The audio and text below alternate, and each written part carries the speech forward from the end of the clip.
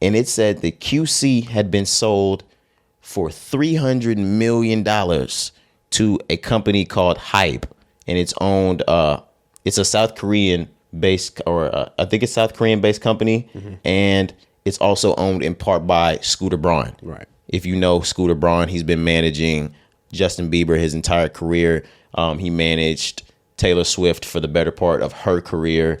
One of the biggest music figures, not just in hip hop, but in pop, in the entire music landscape. Scooter Braun is fucking huge. And he gets to the fucking business. But nevertheless, QC, P and Coach K, they sold that off for $300 million. Did you want to get into I have article shit. Go ahead. Yeah, it says Hybe, the South Korean company that represents BTS, Tomorrow X Together. We just talked about how they knocked SZA out of her number one spot. Lee Hyun and more has acquired the Atlanta hip hop label Quality Control. The $300 million deal was led by Hybe America CEO Scooter Braun, who oversaw the cash and stock purchase. Hybe will pay $250 million purchase price and issue $50 million in new stock. Okay, yeah, and it looks like Scooter Braun joined that company in 2021, and he was named the sole CEO of the American division. Yeah, so interesting topic here. I know we always talk about selling of the masters and artists, trying to benefit, get as much money as they can. But this one was kind of shocking. I'm not gonna lie to you. Seeing QC sell their entire rights, essentially, to the label that they birthed it, man, that they grew from, all the way from the bottom and made it, one of the most important record labels in the 2010s. It's like, why would you give that up? So I just want to ask you first, before we deep dive into it, what was your first reaction when you saw this? That it wasn't worth $300 million, or that it was worth more than $300 million, and they kind of gave it up easy.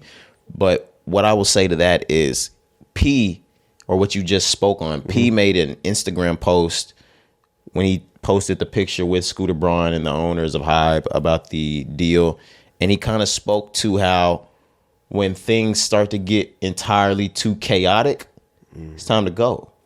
And that's what you started to see happening over there at QC. And you've seen it for a while, whether it was, and I know they were never actually signed to QC, the motorsport shit that started the entire beef from Cardi B and Nicki Minaj. Then you have shit like the Migos start to beef with Lil Baby.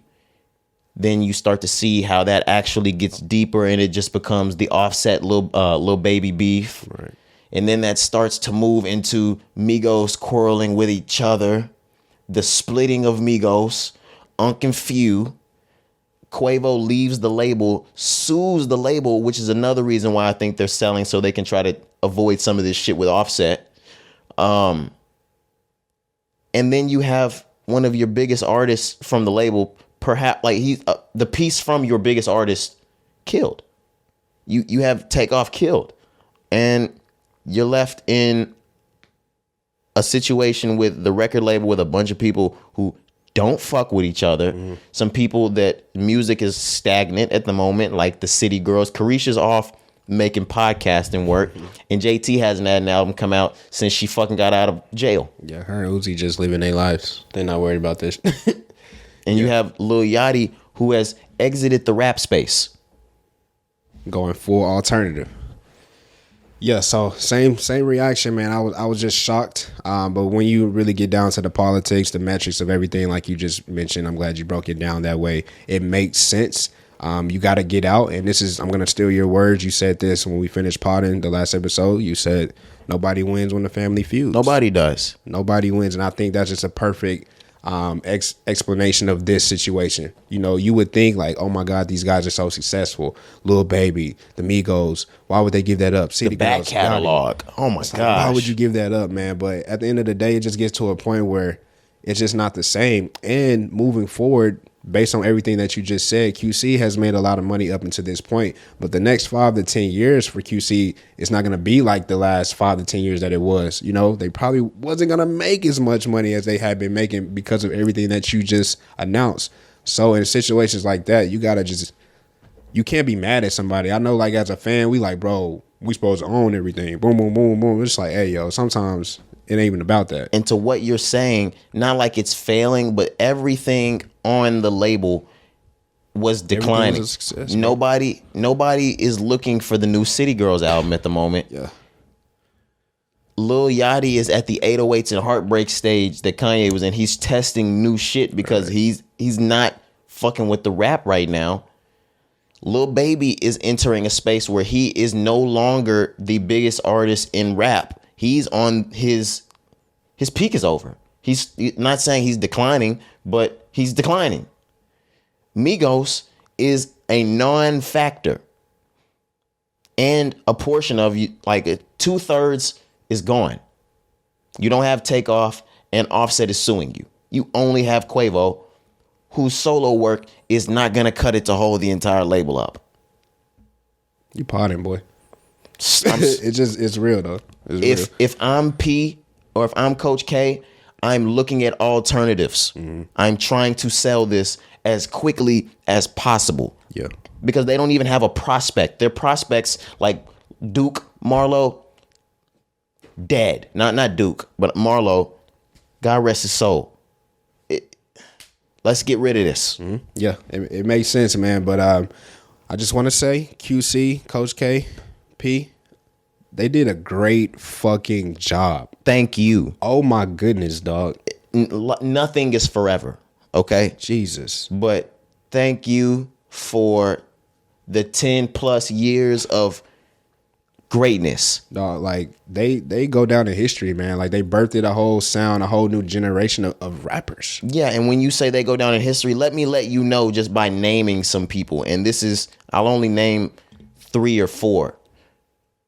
No Limit Records, Cash Money Records, Rap-A-Lot Records, Quality Control Entertainment.